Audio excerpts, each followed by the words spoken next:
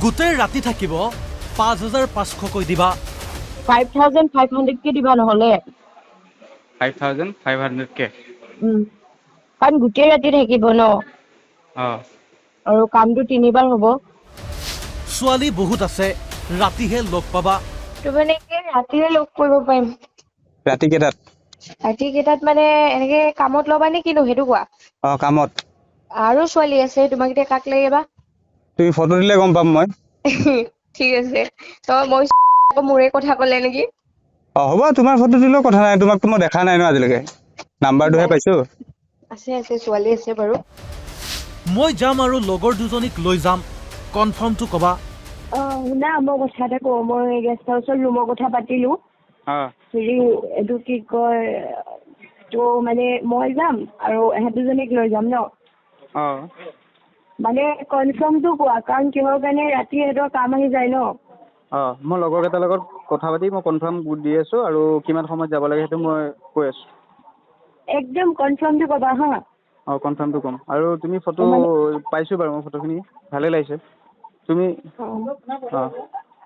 ঠিক আছে মানে কনফাৰ্মটো অকণ জল্দি ক'বা কাৰণ তই সিহঁতক কামত পঠাব লাগে যে মহানগৰীত যৌনতাৰ ৰমৰমীয়া বেহা বহু অভিভাৱকে নিজৰ সন্তানক গুৱাহাটীলৈ পঢ়িবলৈ পঠিয়ায় কিন্তু সহজ ধনৰ লালসাত একাংশ যুৱতী নামি পৰিছে যৌনবৃত্তিত আৰু এই অধিকাংশ যুৱতী বা মহিলাই হৈছে বহু কম বয়সীয়া টকা দিলে মহানগৰীত নৈশ যাপনৰ বাবে যোগান ধৰে মন পচন্দৰ যুৱতী হোৱাটছআপত যুৱতীৰ ফটো দি কৰা হয় দৰদাম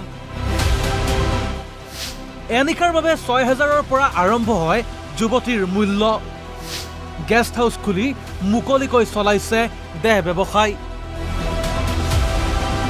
তিনিটা মানে দুটা ফটোটো দিছো ন নহয় আমাৰ মানুহ 3টা যাব তিনিজনীয়ে ল'ব লাগিব 3জনী ল'ব লাগিব গেষ্ট হাউচটো কোনটো গেষ্ট হাউচটো জয়ানগৰ IIBM গলেদি গৈ পেলাই নেক্সি অফিচৰ অপজিট হয় নামটো কোৱা মই বিচাৰি থাকিব নোৱাৰো ন তাত গৈ পেলাই হা হেল্ল'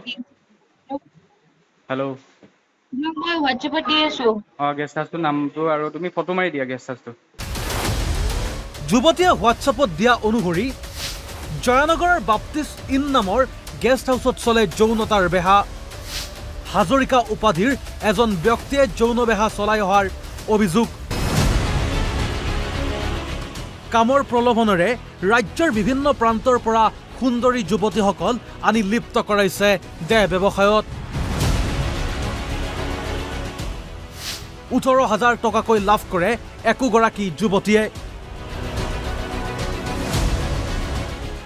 আৰক্ষী প্ৰশাসনক মেনেজ কৰি হাজৰিকাই এনেদৰে নিৰ্বিঘ্নে দেহ ব্যৱসায় চলাই যোৱাৰ গুৰুতৰ অভিযোগ শুনক কেনেদৰে দৰদাম কৰা হয় গ্ৰাহকৰ সৈতে ক'ত আছা এতিয়া মই গুৱাহাটী ৰুমতে আছো মই বেলতলাত থাকো ৱাইলেছত লগ পাব লাগিছিলে অলপ তুমি আছা ক'ত মইতো তোমালোকৰ ওচৰতে আছো বাৰু তোমাক কিবা কামৰ বিষয়ে কৈছিলে ন কামৰ বিষয়ে কৈছিলে তো মানে কি ৰাতিৰে লগ কৰিব পাৰিম ৰাতি কেইটাত মানে এনেকে কামত ল'বা নে কিনো সেইটো কোৱা কামত আৰু ছোৱালী আছে তোমাক এতিয়া কাক লাগিব তুমি ফটো দিলে গম পাম মই ঠিক আছে তই মই মোৰে কথা ক'লে নেকি হ'ব তোমাৰ ফটো দিলেও কথা নাই তোমাকতো মই দেখা নাই ন আজিলৈকে নাম্বাৰটোহে পাইছো আছে ছোৱালী আছে বাৰু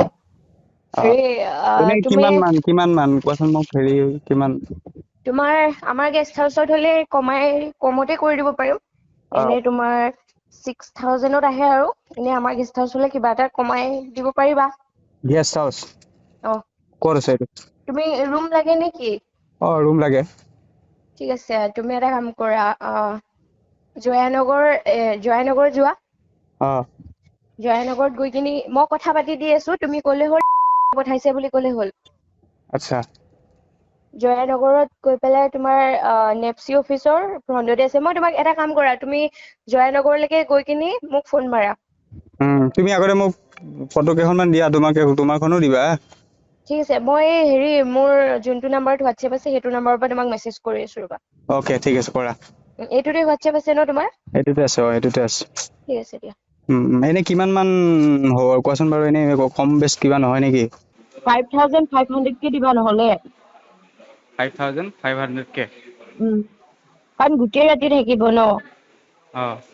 আৰু কামটো 3বাৰ হ'ব। 3বাৰ?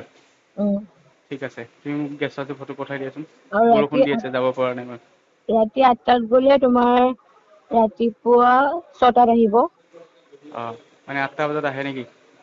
8টা বজাত। তোমালোকৰ কথা, তোমালোকে কেতিয়া মাতা। হেৰি 2টা দিছো, আৰু এটা দি দিওঁ ন?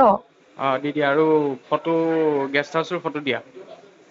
গেষ্ট হাউচৰ ফটো মানে গেষ্ট হাউচৰ ভিডিঅ' আছে, মই পঠিয়াই আছো ৰবা। পঠিয়াই দিয়া, দিগদাৰ হ'ব। মোৰ গাড়ী আছে ন, পাৰ্কিং কৰিব নোৱাৰিম যেনি। নহয়, আমাৰ পাৰ্কিং বঢ়িয়া জেগা আছে। নহয়, মই চাব সময়ত পাৰ্কিং কৰিব লাগিব ন, প্লেচটো, লোকেশ্যনটো। বৰ্তমান কোনখিনিত আছা? মই এতিয়াতো আছো বিশালৰ তলত, গণেশগুৰি। গণেশগুৰিত আছা? হেৰি তুমি জয়ানগৰলৈকে আহা, দি আছো বাৰু হেৰিটো। দি দিয়া, তোমাৰ কথা ক'লে হ'ল। মই ৰুমৰ কথা কৈ থৈ দিম বাৰু। কেইটালৈকে? 3টা? দিনত হয় নেকি? দিনত নহয় নেকি? দিনত নাপাবা। দিনত নহয়, ৰাতি দিনত 8টা বজাৰ পৰা। 8টা বজাৰ পৰা তোমালোকে কেইটা বজাত মাতা সেইটো টাইমতে যাব, কিন্তু দিনত নেযায়। ঠিক আছে। এতিয়া প্ৰশ্ন হয়, আৰক্ষী প্ৰশাসনে এনে চক্ৰৰ বিৰুদ্ধে ব্যৱস্থা ল'বনে, নে এনেদৰে নিৰ্বিঘ্নে চলাই যাব দেহ ব্যৱসায়? হাফিজুৰ ৰহমানৰ ৰিপৰ্ট, অসম লাইভ 24।